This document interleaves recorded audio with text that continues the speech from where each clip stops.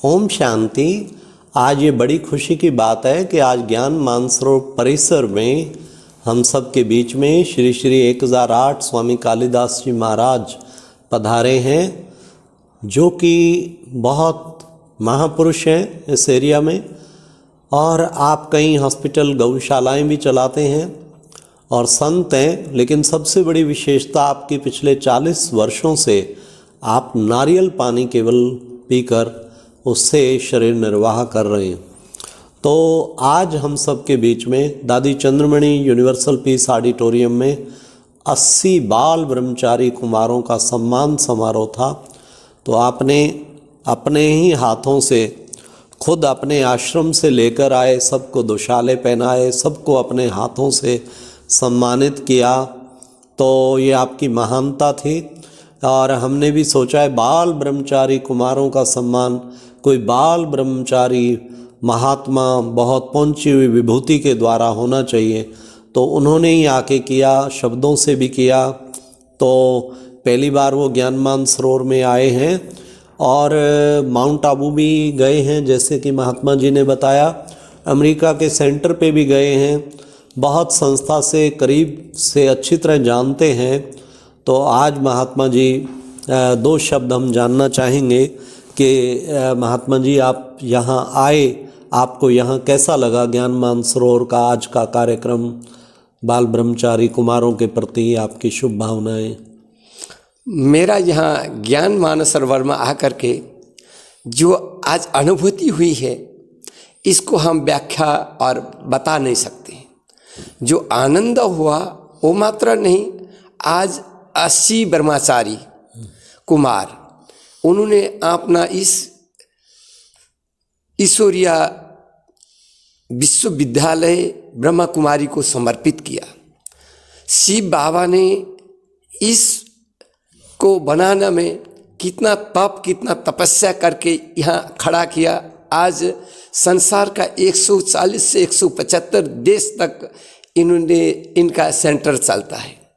इसको देखते हुए वो मात्र नहीं, वो दूसरी बात देखा जाए कि हमारा इस धरती में कोई किसी ने मातृशक्तियाँ को पहचाना नहीं था। सीता, सावित्री, अनुसुईया, अहिल्या जैसे इस धरती में नारियाँ हुई, उसका बाद में भी किसी ने पहचान नहीं पाया। तो शिव बाबा ने ईश्वरीय विश्वविद्यालय आज महिला शक्ति को एकजुट बना के इस मातृशक्तियाँ को आगे बढ़ाना का लिए बाबा शिव का बहुत बड़ा अहम भूमिका।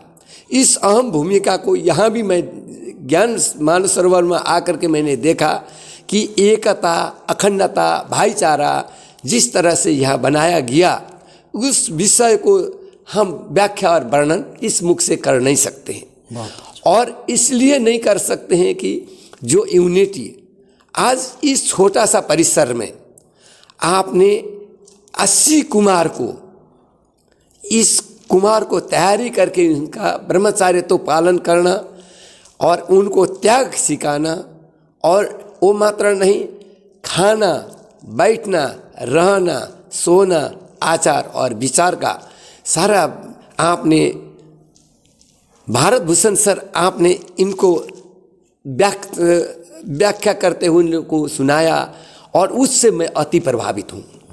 इसलिए प्रभावित हूँ कि आपने एक इंजीनियरिंग का डिग्री लेते हुए आपने बताया कि 40 से अधिक मेरा विद्यालय का हमने उसको कुमार बनाया। वो मात्र नहीं, आपने कई देश और विदेश में और इस तरह से कुमार को पैदा किया और आपने बड़ी कंट्रीब्यूशन किया इसका लिए।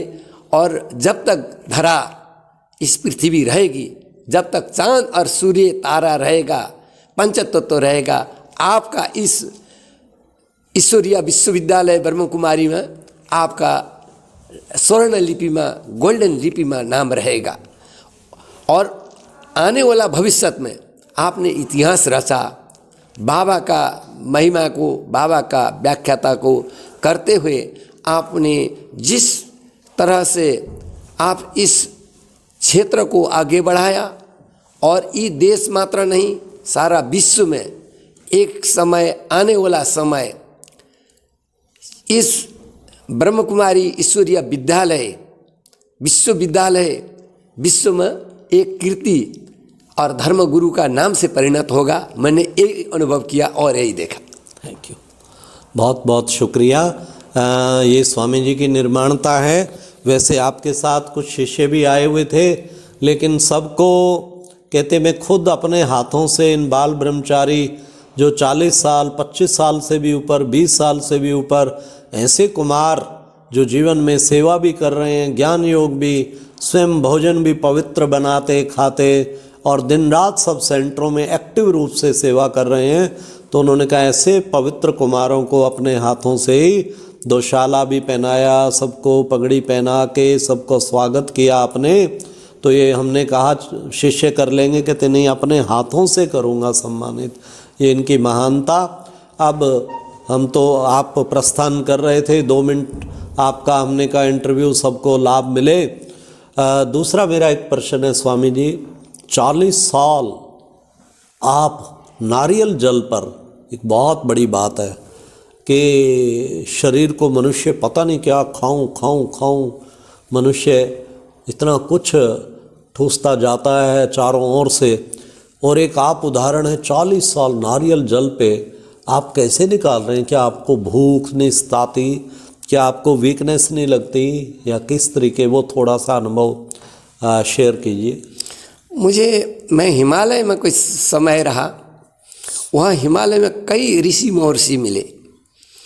उन लोग सिर्फ बर्फ़ में आत्मा प्राण मात्र चलता, उस एक हवा का ऑक्सीजन का मात्र सहारा से रहते हैं।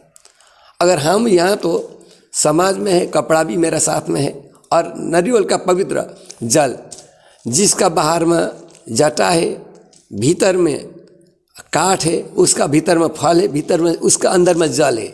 इतना पवित्र नेचुरल चीज़, उसे तो इतना ताकत आता है। मेरे को सुनना में आया 1962 में चाइना वार हुआ था।